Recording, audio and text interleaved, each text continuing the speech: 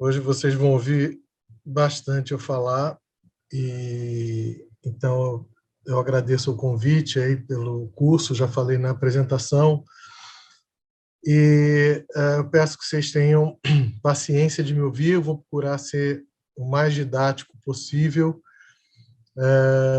Se vocês tiverem algum questionamento, vão colocando no chat, que assim que eu tiver alguma oportunidade, um tempinho, eu dou uma olhada. E eu espero que vocês aproveitem. É, eu vou tentar tornar esse tema o mais fácil possível e o mais racional e intuitivamente possível, tá? Então, vamos dar seguimento. Deixa eu compartilhar a tela aqui. Vocês estão me vendo? Vendo a tela? Tudo bem?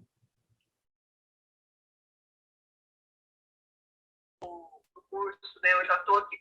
Está aparecendo direitinho, Edgar. Pode dar sequência. Tá, então vamos começar, né? Na verdade, a gente vai falar aqui sobre evidência, né? E eu vou tentar fazer os links com a homeopatia, porque trabalhar com evidências em homeopatia é diferente de trabalhar com evidências na pesquisa clínica comum, na alopatia, por exemplo. Se me desculpem pelos exemplos médicos que eu vou dar, mas é o que eu sei, porque eu não sei nada de veterinária e menos ainda de farmácia. Mas, assim, se alguém quiser contribuir com um outro ponto, né, fique à vontade. Eu estou com... A única coisa é que eu não estou conseguindo...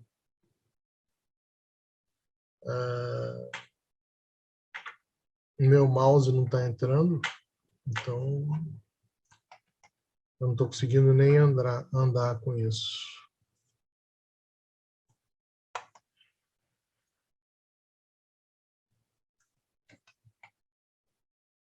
Eu não estou conseguindo sair dessa tela. Eu vou tentar parar o share screen, porque agora o mouse é que não... Agora voltou, veio o mouse, tudo bem. Acho que ele demora um pouquinho, né? Então, deixa eu colocar o apontador aqui para vocês. Estão vendo o apontador? Tudo certo, né? Então, a gente, quando trabalha com evidência, a não evidência não significa que não exista. Né? Não evidência não significa que não exista. Então, normalmente, as pessoas do meio acadêmico costumam utilizar esse termo, que inclusive foi muito questionado pelo o próprio criador, que foi o Edward Sackett e o Sir Bradford Real, que fizeram os estudos aí memoráveis sobre a indústria do cigarro, e eles criaram esse termo e definiram alguns conceitos e que eles mesmos depois se arrependeram porque esse nome evidência não é um nome muito palatável, né? Porque ele se restringe à forma como você vai construir. E a outra coisa importante é que evidência é uma coisa que pode ser construída. Ela não, você não simplesmente olha para algum lugar e diz assim, aquilo ali é evidente. Existem algumas situações que sim, isso acontece. Mas, do ponto de vista científico, a evidência ela pode ser construída. E a gente precisa entender como construí-la, porque se a gente não construir direito, a gente não vai ver evidências e aí vai achar que não funciona. Né? Existe um trabalho clássico na homeopatia que começa perguntando isso se a homeopatia funciona e aí tenta fazer uma meta-análise sobre várias coisas ruins, uma metodologia ruim, e aí diz que não funciona. Enfim, essa visão simplista e até negacionista do que seja a verdade, ela é muito complicada de se lidar. Enfim, como aqui não tem nenhum negacionista e a gente procura a verdade com a ciência, então quem gosta da verdade faz ciência, porque a verdade, para alguns, é inclusive Deus, né? E Deus é verdade. Deus pode agir como verbo, mas na verdade é um substantivo. Então, a primeira coisa que eu gostaria de dizer para vocês 6 perguntas que vocês têm que se fazer para se tornar um cientista, e vocês vão ver que isso tem tudo a ver com a pesquisa clínica. A primeira delas é se nós pesquisamos aquilo que é óbvio. E a resposta, naturalmente, obviamente, é não. Aquilo que é óbvio, a gente não precisa pesquisar. Então, se a sua mãe está viva e ela realmente está viva, você não precisa fazer pesquisa disso. Então, o primeiro passo para se fazer uma pesquisa é saber qual é a pergunta que você tem sobre o tema, qual é a questão que você tem. Essa é o ponto principal. E, a partir dessa questão, você ir atrás de uma bibliografia, ver o que os outros estudaram a respeito, para que você descubra várias coisas. Primeiro, se essa sua pergunta já não foi respondida. Segundo, se ela foi respondida parcialmente. E terceiro, se você pode usar esse material que já foi estudado, mesmo que seja tangencial à sua questão, para alavancar a sua pesquisa. Esse processo científico é um processo de soma, em que a gente vai acumulando conhecimento ao longo de gerações. Né? É um projeto de amor à história da humanidade, de amor aonde nós queremos chegar. Então, essa é a primeira questão. A segunda que nós normalmente fazemos, especialmente quando adolescentes, esse tamanho é documento. E vocês vão entender aqui que tamanho pode ser documento e pode não ser.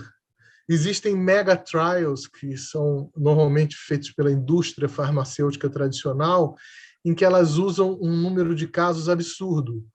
E isso normalmente enviesa o resultado para uma positividade que nem sempre é adequada.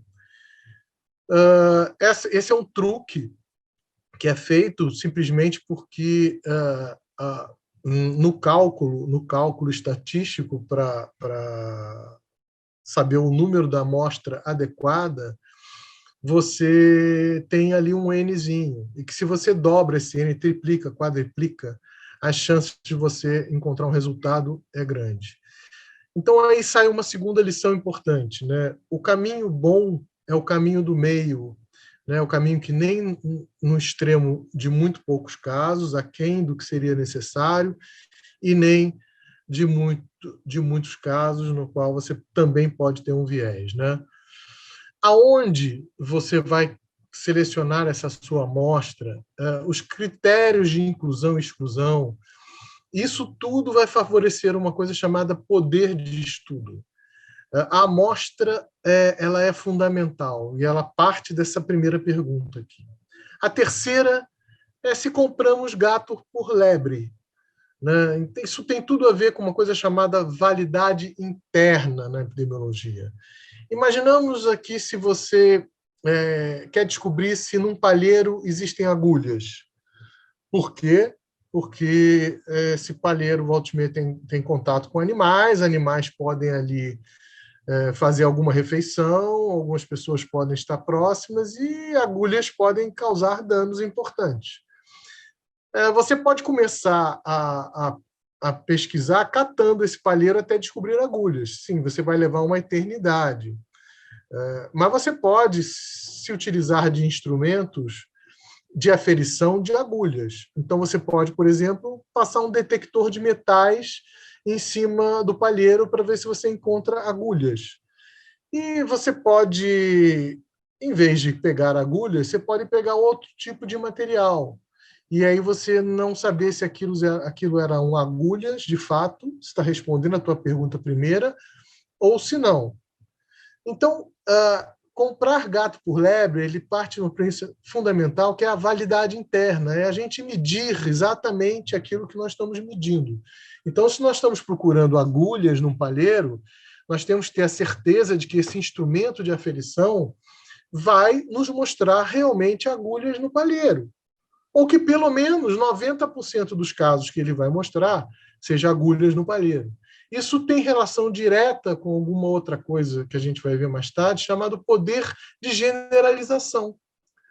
Porque a partir dessa pesquisa, dessa amostra que você vai pegar desse palheiro, né, porque você não vai catar o palheiro inteiro, você vai poder dizer que normalmente encontramos número X de agulhas em cada palheiro. Então, a partir daí, nós podemos ter algumas políticas de saúde do ponto de vista, temos cuidado com palheiros desse jeito ou daquele jeito, coisas que a pesquisa vai mostrar. A outra coisa importante e que nós perguntamos todos os dias é se o chuchu do vizinho é melhor que o nosso. Né? Tem pessoas que acham sempre que o chuchu do vizinho é melhor que o nosso e outras que acham que não, que o seu chuchu é sempre melhor do que o dos outros. Na verdade, nós estamos falando aqui, quando nós vamos adentrar num terreno alheio, que não é o nosso, e muitas vezes na pesquisa clínica é o corpo de uma outra pessoa, nós temos que ter um consentimento livre esclarecido dessa pessoa para que ela nos permita entrar sem que haja problema nenhum. Então, saber se o chuchu do vizinho é melhor que o nosso parte da premissa de perguntar ao outro se ele consente que nós entremos.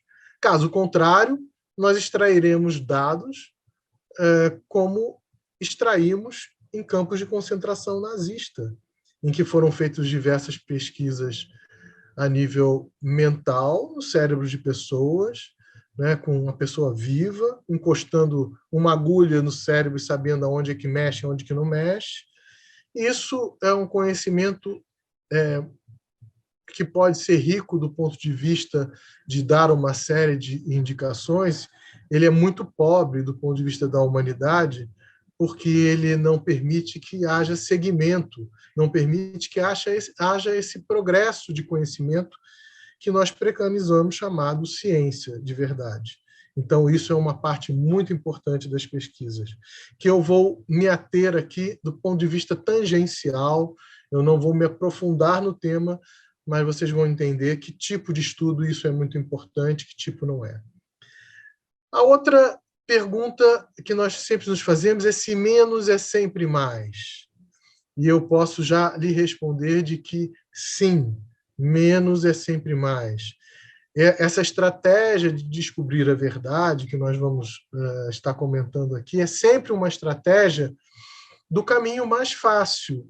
Né? Nós não podemos querer abraçar o mundo e nem pensarmos que vamos ter o prêmio Nobel ao fazer uma pesquisa.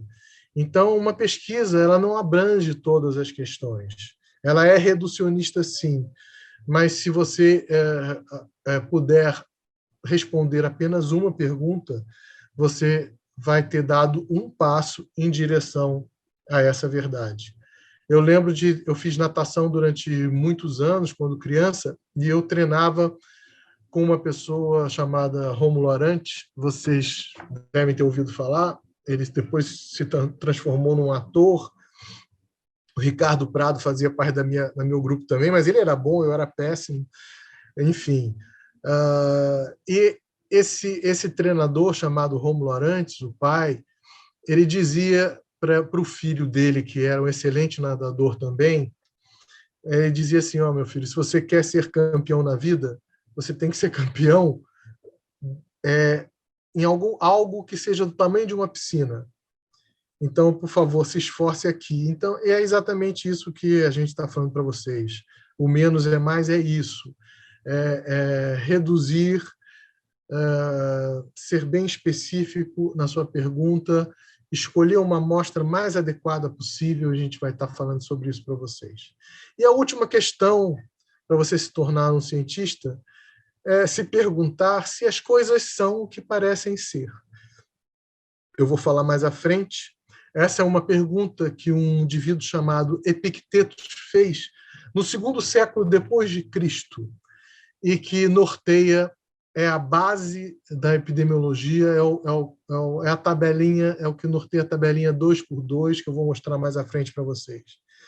Porque, na verdade, nós estamos sempre diante de 4 hipóteses.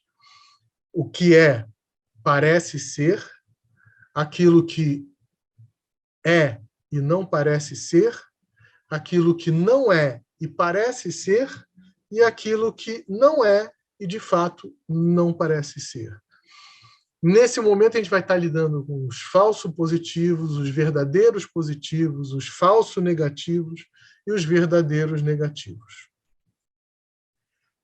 Nessa jornada nossa, a primeira coisa que nós temos que identificar é o que são casos e não casos. Nós precisamos saber o que nós estamos lidando, e esse é um grande problema na homeopatia, porque a homeopatia ela trabalha com a enfermidade e não apenas a doença.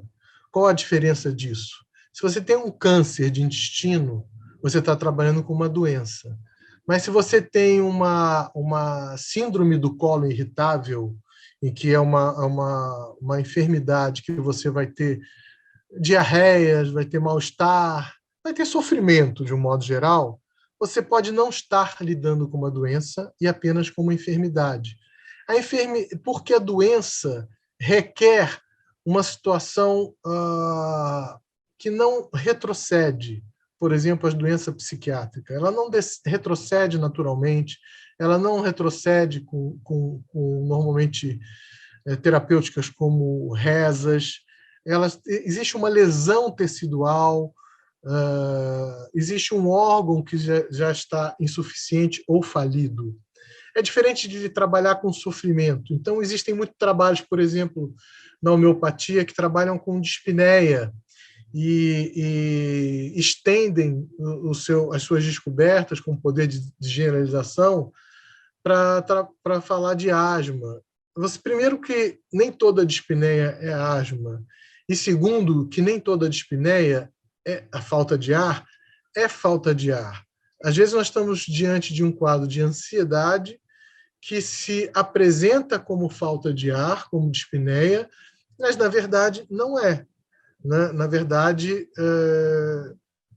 você está lidando com ansiedade. E aí você faz um medicamento lá que melhora a ansiedade, ele diz que melhorou a dispneia pra caramba, e aí você começa a dizer que esse medicamento funcionou para a dispneia e pode ser usado em qualquer dispneia. Nós temos vários exemplos disso. O mais recente foi... o Congresso Nacional é fantástico para poder discernir o que é evidência do que não é. Né? A última foi a Pílula do Câncer, né, que é a nossa última presidenta chancelou como sendo a verdade, que deveria ser estudada, e quando foi estudada, mas a miúde, né, com conceitos epidemiológicos que a gente vai tratar aqui, foi visto que não é bem assim. Essa aqui é a bibliografia de modo geral, mas depois eu posso disponibilizar esse material, vocês veem com calma. Essa é a epidemiologia para essa primeira parte. Nós temos aqui nosso famoso, querido irmão, o coronavírus. O coronavírus é isso aqui, é essa membrana com vários marcadores, e aqui a famosa proteína S, na qual as vacinas da Pfizer, da Janssen, na Moderna, promovem, né, para que você desenvolva uma imunidade, porque esta proteína aqui é que é responsável para o vírus entrar na nossa célula e causar os danos que ele causa. Mas existem vários outros marcadores, e que essas vacinas não contemplam. Mas a Coronavac contempla. Apesar dela ter uma eficiência menor, porque ela tem uma capacidade menor de estimular o sistema imune, porque ela trabalha com vírus morto, é nessa vacina que você contempla a maioria dos marcadores que vocês veem no vírus. Então, quando nós fazemos um teste, né, do coronavírus, nós fazemos um teste que é quantitativo, porque você vai medir o que chamam de cópias dessa membrana, pedaços dessa membrana, que podem estar vindo aí proteínas S e podem não estar vindo proteínas S. E quando é que eles vêm, você tem uma quantidade suficiente para dizer que tem uma proteína S? É a partir do terceiro dia de sintomas, né? A partir em que você tem uma quantidade de vírus no seu corpo e que você, acima de 300 cópias, e que você aí consegue identificar este vírus. Não adianta você, no período de incubação, fazer esse teste, porque ele é muito pouco sensível. Você não vai identificar o coronavírus aqui. E daí vem uma primeira lição. Né? Você identificar um caso parte do princípio de quando você vai identificar esse caso. Não adianta você simplesmente sair passando esse teste para todo mundo e saber que tipo de teste. Se esse teste já foi testado, né? Parece uma redundância, mas é muito importante esse teste ser testado, né? Depois de um tempo, você não vai conseguir mais identificar por esse tipo de exame, que é o chamado RT-PCR, você não vai identificar mais esse vírus. Por quê? Porque você já não tem uma quantidade suficiente deles, ele já é mais intracelular, ou por qualquer outra razão. Então, você vai conseguir identificar no sistema imune, que são através das imunoglobulinas M, imunoglobulinas G, se você teve contato, porque já é a resposta que você vai ter humoral de reação a esse vírus. E aí sim, a partir do 20º dia do início do sintoma, você vai ter uma quantidade, né, de imunoglobulinas G, que são mais específicas do que as imunoglobulinas M, que é mais precoce. Você vai ter a identificação por volta de 20 a 40 dias, no máximo, você vai ter essas imunoglobulinas G. Depois de 40 dias, você também não vai ver mais essa imunoglobulina G. Isso não quer dizer que você não esteja imune, e isso não quer dizer também que você não teve reação a uma vacina. Mas isso quer dizer que, se você for fazer uma pesquisa e você for identificar um teste, é melhor que você identifique pessoas do 3º ao 7º dia, ao 5º, 7º dia de doença, e não com 20, 40 dias de doença. Esse aqui é um questionário muito mostrando, né, em relação à quantidade de pessoas doentes, quando você faz um exame clínico e quando você usa um questionário. Existem alguns tipos de estudo em que você simplesmente trabalha com questionários. Então, são os famosos estudos descritivos, que estão sempre medindo quantas pessoas têm hipertensas. As enfermeiras normalmente fazem muito esse tipo de trabalho, né? Então, vai medindo quantos hipertensos tem, se você é hipertenso, e manda um questionário para a tua casa. Se você já teve hérnia, se teve diabetes, se teve artrite, bronquite, asma, e a pessoa simplesmente responde sim ou não. Então, isso aqui é um paralelo que você faz de uma pessoa que respondeu um questionário e uma pessoa que foi examinada por um médico. Notem que hérnia você identifica muito pouco no questionário, mas no exame clínico, você identifica muito mais. Por quê? Porque nem toda hérnia ela é sintomática. E ninguém tem o detalhamento do tipo de pergunta que você vai fazer para um médico que pensa nessas questões já há bastante tempo, que possa responder o sim ou não, e depois fazer um exame simples de comprovação, que é uma endoscopia digestiva. A mesma coisa para uma doença cardíaca, né? É claro que aqui se escondem muitos negacionistas também, né? Não tenho nada, estou tudo bem, está tudo certo. Mas do médico é um pouco mais difícil. E se você for partir para um exame gold standard, como um exame laboratorial, do tipo, como eu comentei, da endoscopia digestiva, vai ser mais fácil ainda.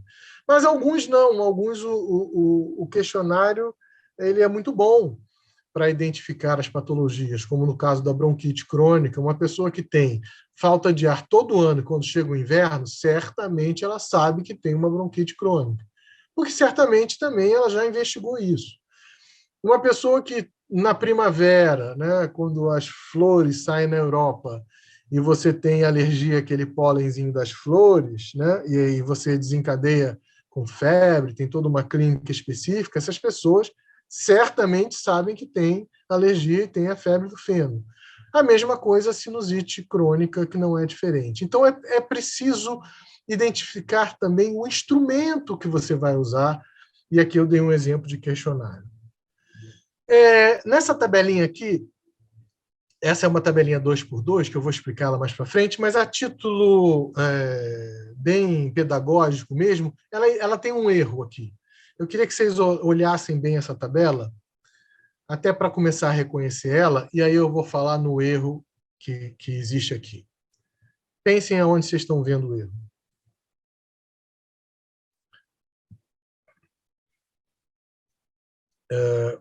Como são 80 pessoas, não dá para ser muito interativo, né? E todos falarem ao mesmo tempo, então eu vou dar esses tempos e vou falar no que é. O erro está aqui, né?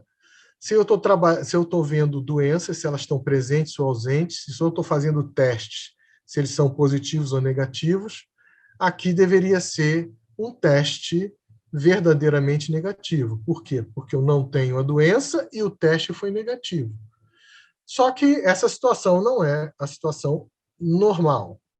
Então, não se assustem com essas fórmulas, que eu não vou falar nisso, eu só quero pegar o exemplo de uma pessoa que tenha amidalite, crianças que tenham amidalite com frequência.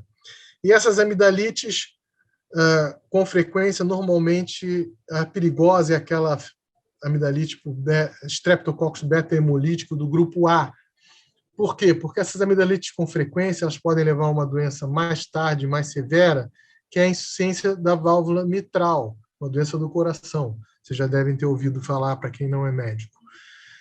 E esse aqui é um dado real, em que as pessoas fizeram o teste para saber se a pessoa era doente, presente, ou se era ausente, e o diagnóstico simplesmente clínico da faringite streptocóxica. Se realmente havia esse diagnóstico, se o clínico conseguia perceber, ou se o clínico não conseguia perceber. Claro que num surto é mais fácil perceber, porque a chance de você errar é menor. Mas se você não tem um surto, eu te garanto que essa faringite aqui não se diferencia muito de outras faringites. Então, vamos imaginar agora que você tenha 27 casos em que foi diagnosticado clinicamente e foi comprovado que a pessoa tinha essa doença. E 10 casos em que você não se observou esse diagnóstico clínico e você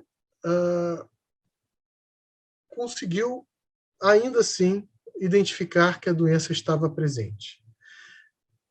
Você computou esses casos aqui, 27 casos aqui, 10 casos aqui. Isso já pode te dar uma coisa chamada sensibilidade ao teste, o Szinho que está aqui. O Szinho ele é dado simplesmente pelos casos presentes, que você identificou clinicamente, né? E a soma dos casos totais presentes, ou seja, você identificou todos os casos presentes. Imagina você agora que eu vou fazer esse teste não numa população que venha com sintomas, mas eu vou fazer isso na população geral. Aonde vocês acham que vai aumentar o meu número? Aqui nos casos 27 ou aqui nos casos presentes, mas que não foram identificados clinicamente. Obviamente que aqui vai aumentar muito o meu número de casos em que não foi identificado clinicamente, porque eu estou usando isso para a população de um modo geral, mas esses indivíduos tinham a coleção do Streptococcus beta-hemolítico do grupo A. Agora, imaginemos que nós estivéssemos identificando coronavírus aqui. Nós estamos aplicando esse teste para todo mundo. Certamente esse meu denominador aqui iria aumentar, correto? Em vez de 10 aqui, eu teria 30, eu teria 40, eu teria 50. Então, esse não seria mais 37, mas seria 57, 67, 107. Isso, com certeza, aumentando o meu denominador, eu iria diminuir a minha sensibilidade do teste. Então, nós passamos aqui 1 ano e meio ouvindo a imprensa dizer que tinha que aplicar o teste para todo mundo, que nós tínhamos poucos testes, e que nós só estamos fazendo os testes em pessoas que eram sintomáticas. Mas esses testes não foram estudados para a população de um modo geral. A partir do início de uma epidemia, sim, ele poderia ser estudado. O que iria acontecer é que nós iríamos não identificar muitos casos, né? Porque a sensibilidade do teste estaria prejudicada. O mesmo ocorre quando a gente vai estudar a especificidade dos testes, que se dá pelos indivíduos que não têm a doença de verdade, não só do ponto de vista, não foi identificada como de verdade ele não tem a doença, pelos que foram pelos falsos positivos, né? Que não têm a doença, esse aqui é o grupo dos falsos positivos, mas somado àqueles que têm a doença. Então, os falsos positivos. Nós também vamos interferir direto nessa especificidade a partir do momento em que nós identificamos muitos falsos positivos. Então, essa coluna em branco aqui, nós temos os verdadeiros positivos, os verdadeiros negativos, a turma da verdade, e aqui nós temos os falsos positivos e aqui os falsos negativos. Então, teste para rastreamento não é o mesmo teste para identificar a doença. Nós chegamos à conclusão aqui o seguinte, que os testes eles são muito bons quando eles vêm associados à identificação clínica do paciente. Por isso que nós devemos fazer o teste depois de ser consultados por um veterinário, consultados por um médico, e não antes, porque a chance de você ter um resultado aqui falso negativo ou falso positivo é muito grande.